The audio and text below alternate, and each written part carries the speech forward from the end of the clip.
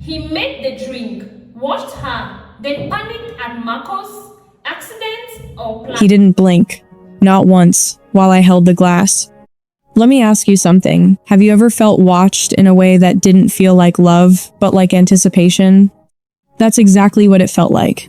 The music was soft, people were laughing, glasses clinking, my engagement party, my night was unfolding exactly how I had planned it. Perfect lighting, perfect food, perfect atmosphere, and yet something was off. Before we continue, please hit the like button, subscribe to the channel, and turn on the notification bell for updates. My name is Naomi Bennett, I'm 27, and I plan events for a living. I notice details other people don't, tiny shifts in tone, awkward pauses. The kind of things you can't explain but you feel. And right then, I felt it. Daniel, my fiancé, was standing across from me, holding out a drink he had just made himself. That alone was strange. We had a bartender, a professional, someone Daniel himself had insisted on hiring, and yet 10 minutes earlier I watched him step behind the bar and tell the guy to take a break. Why? I didn't question it at first. You don't. In moments like that, you're surrounded by people, by noise, by celebration. Your brain smooths over the weird parts until it can't anymore. Drink it, he said, smiling. A normal sentence. A normal smile. But his eyes, they didn't match. There was no warmth in them, no playfulness, just focus. Sharp, intent, like he was waiting for something. I took the glass, cold against my fingers. And that's when the second thing hit me. The smell, it was subtle, hidden under citrus and something sweet. But it was there, something bitter, something out of place, not strong enough for anyone else to notice. But I did. Because this is what I do. I plan perfection. And that drink wasn't perfect. Drink it, he repeated, softer this time. Why repeat it? Why not just laugh it off, move on, take a sip yourself? Unless... No, that's ridiculous. Right? I looked at him, really looked. And suddenly, I wasn't seeing my fiancé anymore. I was seeing the man from 2 nights ago, standing in our kitchen. Cold, distant, angry. You don't trust me? He had asked. It's not about trust, Daniel. It's about protecting both of us. The prenup, that was the fight. And the way he looked at me when I refused to change it, I feel it again now, standing here. That same look, hidden under a smile. So I did something simple. I lifted the glass, but I didn't drink. Instead, I smiled back and waited, just to see what he would do. And that's when it got worse, because he didn't laugh, didn't look away, didn't even breathe differently. He just watched, like the next few seconds mattered more than anything else in the room. And then someone called his name, a distraction, a break in the moment. Daniel turned his head, just slightly, just enough. And in that tiny window, I made a decision, a quiet one, the kind that doesn't feel dramatic at the time, but changes everything after. Because standing right next to me was Marcus, his best man, and he had no idea what was about to happen. Have you ever made a decision in under a second and only later realized it might have saved your life? Because that's what this was. Marcus leaned in, laughing about something I didn't even hear. He was already a few drinks in, loud, relaxed, completely unaware of the tension hanging in the air just seconds before. Naomi, you have to try the sliders. Daniel actually did something right for once, he joked, nudging my arm. I smiled automatically, nodded, played along. But my mind? It was razor sharp, tracking everything. Daniel was still turned away, talking, shaking hands, pretending nothing had just happened. But I knew better. Because people don't stare at you like that over a drink. Not unless it matters. Not unless they're waiting. So I moved. Not fast, not suspicious. Just natural. I shifted the glass slightly in my hand, laughing at Marcus like I was fully engaged in whatever he was saying. Then I glanced down at his drink, same shape, same color. Close enough. Wait, try this, I said lightly, already moving. I swapped them. Clean, smooth, effortless, the kind of movement you don't notice unless you're looking for it. And Marcus? He wasn't. He took the glass without hesitation, still mid-sentence, still smiling, still trusting the room he was in. That was it. No dramatic music, no sudden realization, just a quiet exchange that no one saw, except me. And for a split second, I wondered if I just made a huge mistake. What if I was wrong? What if this was all in my head? Now Marcus was holding that glass. Marcus was about to drink it. My stomach tightened, but I didn't stop him. I couldn't, because if I was right, stopping him would mean something far worse. So I waited, and then he drank. A full sip. No reaction. No pause. Just a quick swallow before going right back into conversation like nothing happened. And just like that, the moment passed. Or at least it looked like it did. Daniel turned back toward us. His eyes went straight to me. Not Marcus. Me. And for a brief second, I saw it again. That focus, that expectation. But then something shifted. Subtle, almost invisible. His gaze dropped, just slightly, to the glass, the one in my hand, the wrong one. And I swear, just for a fraction of a second, he hesitated, then smiled, relaxed, like everything was going according to plan. Except it wasn't. Not anymore. I raised the glass slightly, pretending I'd already taken a sip. "It's good," I said casually. He nodded. Too quickly. "Yeah," he replied. "I know." That answer stuck with me. I know? Not I hope you like it. Not I tried something new. Just, I know? Why would he know? Unless the outcome was already decided.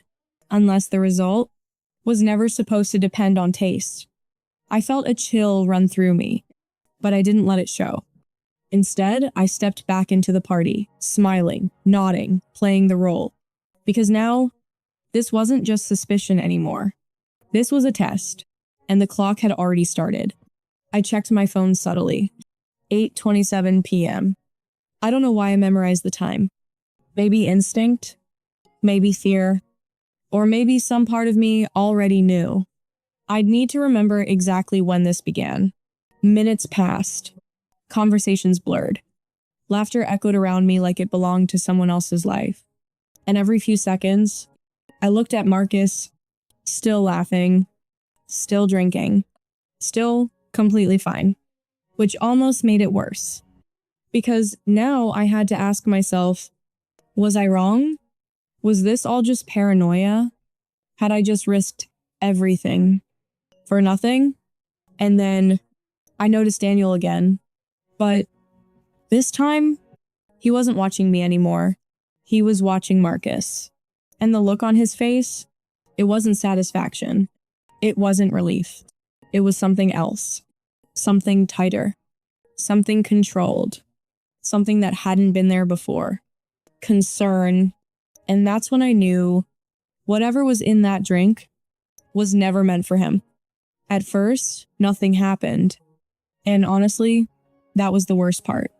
Because now I had two possibilities sitting in my head, fighting each other. Either I had just imagined the entire thing, or I had just handed Marcus something that hadn't kicked in yet. So I stayed where I was, smiling, nodding, existing. But inside, I was counting. Every second felt louder than the music. Every laugh around me felt delayed, like I was hearing it from underwater. Have you ever waited for something you're not even sure is real? That's what this felt like. Marcus was still doing his usual thing, talking too loud, telling exaggerated stories, pulling people into conversations they didn't ask for. Completely normal. Too normal. "Naomi, you okay?" he said at one point, grinning at me. "Yeah," I answered quickly, "just tired."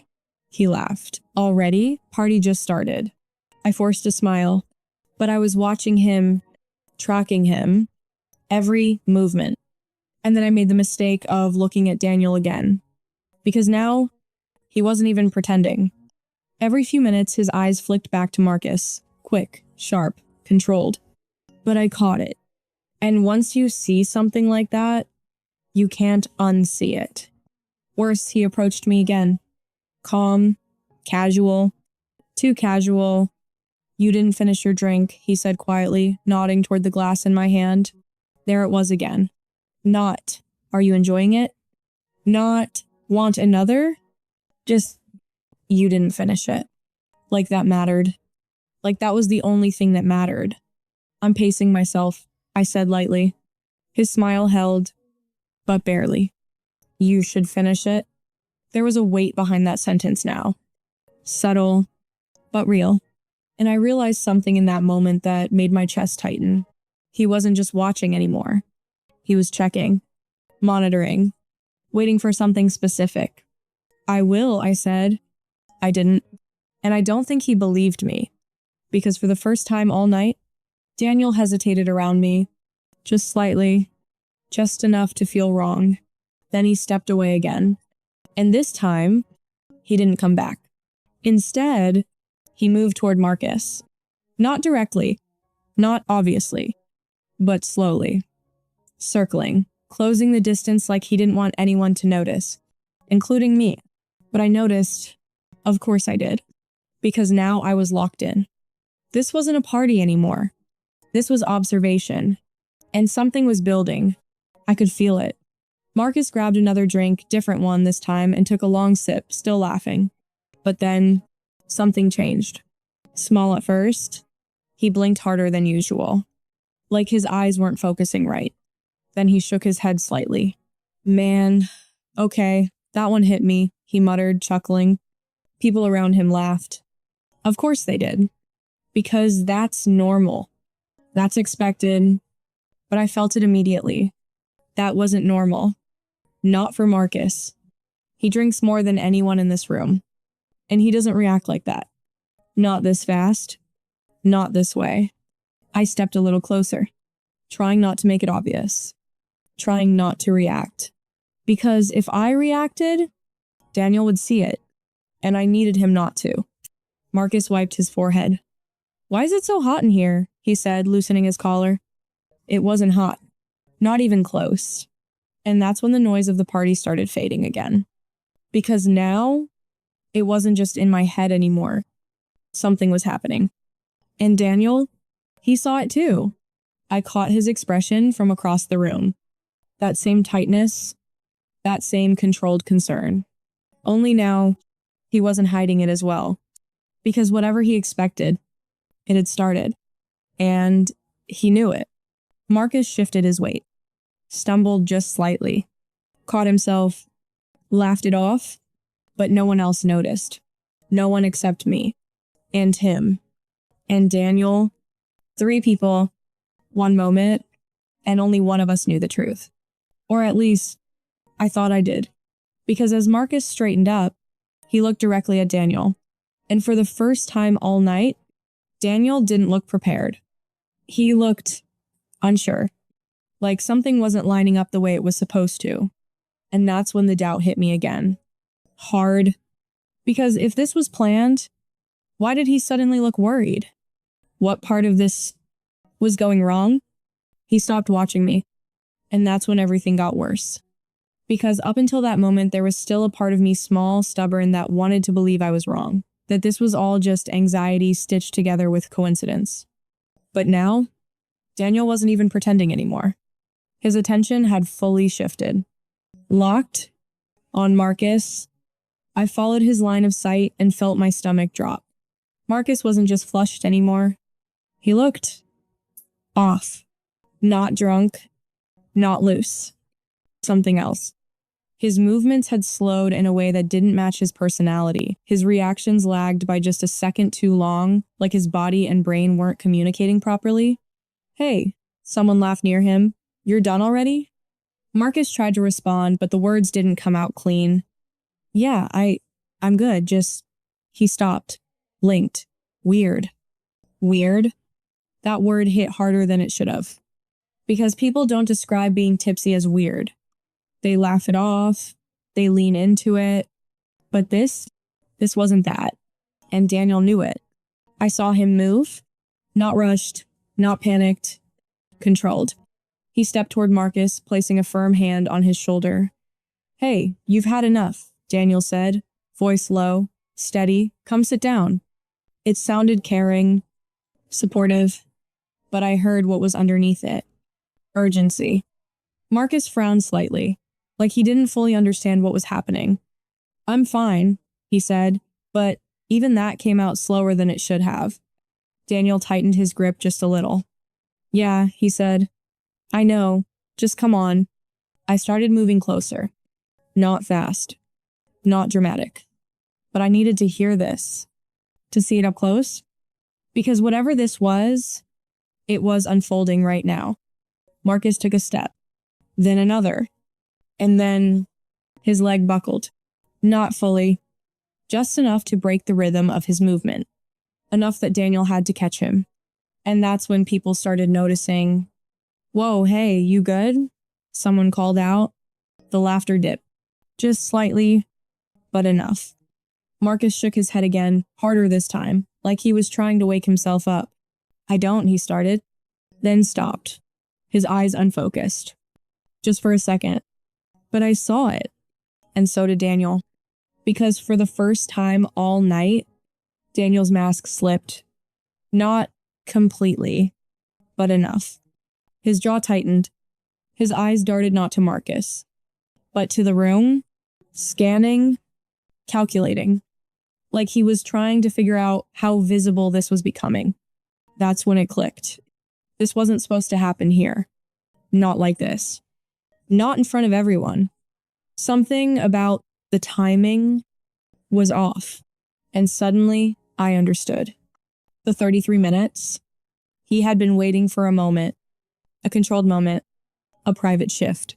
Not this. Not a crowded room full of witnesses. Which meant I had disrupted something. Changed something. And now, he was adjusting. Let's get you some air, Daniel said quickly, trying to guide Marcus toward the side exit. Too quickly. Too controlled. And that's when I stepped in. Why? I said. Not loud, but sharp enough to cut through the moment.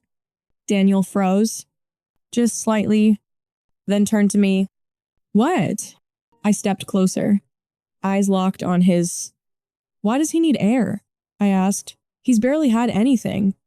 A few people nearby turned. The shift in attention was immediate. Subtle, but growing. Daniel smiled. That same practiced smile. He's clearly not handling it well. No, I cut in. And now, more people were listening. He's not. Silence stretched. Marcus swayed again. This time worse. And then, he dropped. Not completely unconscious, but down, one knee hitting the ground hard enough to echo. The room snapped. Gasps, movement, confusion. Call someone, a voice shouted. Is he okay? Everything accelerated at once. And in the middle of it, Daniel looked at me. And what I saw in his eyes wasn't fear, it was realization. He knew. He knew I knew, and I didn't hesitate. Because if I stayed quiet now, this would disappear into excuses, into confusion, into accidents. So I said it, clear, loud, unavoidable. He didn't drink too much. The room stilled, every eye shifting, every breath pausing. I took one more step forward and finished it. He drank the glass Daniel made for me. Silence. Heavy. Absolute. And in that silence, Daniel didn't speak, didn't react, didn't deny it. Not immediately. Just 1 second. One small frozen second. That told everyone everything. That 1 second was the only truth he couldn't control. Because Daniel Reeves never hesitated. Not in business, not in conversations, not in arguments. He was the kind of man who always had a response. Ready, smooth, calculated, immediate. But this time, he froze. And everyone saw it. The room had gone completely silent. The music still played faintly in the background, but it felt distant, now irrelevant. All eyes were on him. On us. On Marcus still struggling to stay upright, his breathing uneven, his focus slipping further by the second. And me? I didn't look away. Naomi, Daniel finally said, forcing a small laugh. What are you talking about? There it was. The recovery. Too late. Too thin. I tilted my head slightly, keeping my voice steady. You made me a drink, I said. You watched me like it mattered whether I drank it. Murmurs began, quiet, uncertain. Daniel shook his head, stepping closer, lowering his voice like this was something private. You're overreacting. That word. Overreacting. It almost worked. Almost, because that's the word people use when they want to shrink a moment, blur it, make it easier to dismiss. But not this time. No, I said calmly. I'm not. I turned slightly, addressing the space around us now. I never drank it. That landed hard. A few people exchanged looks. Someone whispered, Wait, what? Daniel's smile tightened. That doesn't mean anything. I switched it, I said. Now the room reacted. Not loudly, but sharply. Like a collective intake of breath. With Marcus. Every head turned toward him. Marcus, who was now barely conscious, supported by two people trying to keep him upright. The connection was forming. Piece by piece. Daniel lifted his hands slightly, palms out. Okay, this is getting out of hand. People switch drinks all the time. The bartender didn't make it. That cut through everything. All attention shifted again. Because now, there was a new variable. A fact. And facts are harder to talk around. The bartender standing near the back hesitated, then spoke. Yeah, I didn't make that one, he said. He did. He nodded toward Daniel. And just like that, the room tilted. Not physically, but socially, energy shifted. People stepped back. Subtle, instinctive, creating space around Daniel. Like something invisible had just been revealed. Daniel noticed it. Of course he did. And now, he was losing control. It was just a drink, he said, sharper now. You're turning this into something it's not. Then what was in it? I didn't raise my voice. I didn't need to. Because now, everyone wanted the answer. Daniel didn't respond immediately. And that silence, it stretched too long. Marcus groaned softly, his head dropping forward. Hey, stay with us, someone said, panic creeping in. Phones were out now. Someone had already called for help. And in the distance, you could hear it. Faint, but getting closer. Sirens. Daniel's eyes flicked toward the sound. Then back to me. And that's when I saw it. Not fear. Not panic. Calculation. Fast. Desperate. He took a step back. Then another. Subtle. Like he was just making room. But I saw through it. Where are you going? I asked. He stopped. Just for a second. Then forced a shrug. Getting help. No, I said. Now my voice was louder. Clearer. Final. You're not. The room locked again. Every movement paused. Every conversation cut. Because now, it wasn't confusion anymore. It was confrontation. If it was harmless, I continued, holding his gaze. Why are you trying to leave? That landed heavier than anything else. Because there was no easy answer to that. And for the first time all night, Daniel didn't have one. The sirens grew louder. Closer. Unavoidable. And in that moment, with everyone watching, with Marcus collapsing further, with the truth pressing in from every side, Daniel Reeves ran out of time. The sirens didn't just get louder. They took over everything. Cut through the music, the chatter, the illusion of celebration that had been hanging on by a thread. Within seconds, the front of the estate was flooded with flashing lights, red, blue, relentless. And just like that, the night was no longer a party. It was a scene. Paramedics rushed in first, moving with precision, their focus immediately locking onto Marcus. They pushed through the crowd, voices sharp and controlled. What did he take? How long ago? Is he responsive? No one had answers. Not yet. But I did something no one else seemed ready to do. I stepped forward. He drank something that wasn't his, I said, about 30 minutes ago. One of the paramedics looked at me quickly. What kind of drink? I don't know exactly, I said, but he didn't make it. My fiancé did. That word fiancé felt different coming out now. Heavier, temporary. Behind me, I could feel the shift in the room intensify. People weren't just watching anymore. They were connecting it. Piece by piece. Marcus was placed onto a stretcher, his body slack, his responses delayed but still present. Oxygen mask, monitors, quick movements, controlled urgency, not panic, which somehow made it worse. Because this wasn't chaos. This was procedure, meaning whatever this was, it was real. And then the police stepped in. 2 officers at first, then more. Questions started immediately. Directed. Focused. What happened here? Who made the drink? Who saw him consume it? And slowly, inevitably, every answer pointed in the same direction. Daniel. I turned to look at him. He hadn't moved much. Still standing there. But something had changed. That polished calm he carried all night, gone. Not replaced with panic, but with something colder, quieter. Like his mind was still working, still calculating, but running out of options. Sir, one of the officers said, stepping toward him, we're going to need you to stay here. Daniel gave a small nod.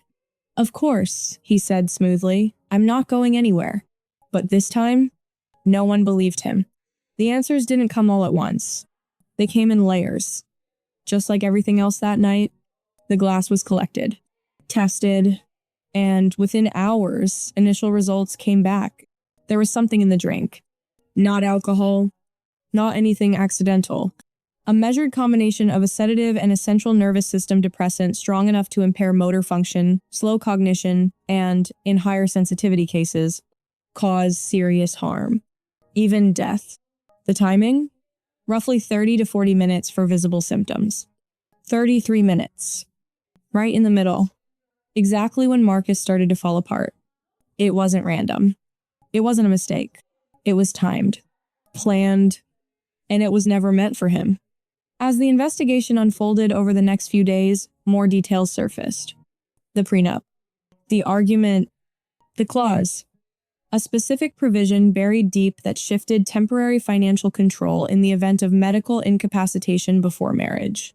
Not permanent, just long enough to access accounts, move assets, make decisions. And if the situation worsened, if recovery didn't happen quickly, that control could stretch even further.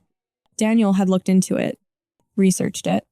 There were records, search history, messages.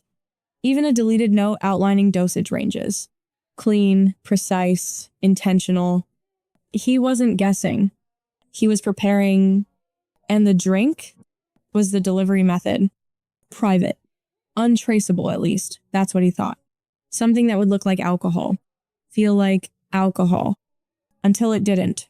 Until it was too late. Emotional payoff Naomi's reaction. I didn't cry that night. Not at the party. Not when they took Marcus away. Not even when they put Daniel in the back of a police car. I just stood there. Still. Watching everything unfold like it was happening to someone else. But later, alone, that's when it hit. Not fear. Not even anger at first. Just one thought. I almost drank it. Over and over again. That moment replaying in my head, the glass in my hand, his eyes on me. That quiet pressure in his voice, drink it. And the worst part? A small piece of me had wanted to because I trusted him. Or at least, I thought I did. The realization didn't come like a wave. It came like a crack. Sharp, precise. Splitting something open that wouldn't close again. But underneath that, there was something else. Something stronger. Clarity. Because I didn't drink it. I noticed, I questioned it, and I acted. Not dramatically, not heroically, just instinctively. And that instinct saved me. Daniel was formally charged within the week. Attempted poisoning, intent to cause bodily harm, fraud-related charges tied to financial motive. The evidence was too clean, too connected, too deliberate. His career? Gone. Firm cut ties immediately. Public record did the rest. Marcus stayed in the hospital for 2 days. Recovered fully. Physically. But the emotional fallout? Different story. Your best friend doesn't try to poison your fiancé and accidentally poison you instead without leaving something behind. He didn't come to the hearings. Didn't speak publicly. But he sent me one message. You saved my life. I just wish I knew why he did it. I didn't answer. Because by then, we both knew the social circle fractured. People chose sides at first. Confusion always does that. But facts have a way of settling things. Invitations stopped. Calls stopped. His name became something people avoided saying out loud. And the wedding obviously never happened. Vendors canceled. Deposits lost. Dress returned. Quietly. No announcements. No statements. Just gone. Final resolution moment. A few weeks later, I was back in my apartment. No noise. No crowd. No performance. Just quiet. I opened a drawer, and there it was. The ring. Simple. Clean. Exactly what I had chosen. I picked it up, held it for a moment. Not with sadness. Not even with anger. Just recognition of what it had been. And what it almost cost me. Then I placed it back inside. Closed the drawer. And stood there for a second. Breathing. Steady. Certain. Because here's the thing no one tells you. The moment everything falls apart is also the moment everything becomes clear. I didn't lose anything that night. I uncovered it. And I walked away from it. Alive. Aware. And done. No questions left. No doubts lingering. Just one undeniable truth. He watched me like I was about to disappear. He just didn't realize I already had. So tell me, would you have trusted him or noticed the one detail that saved her?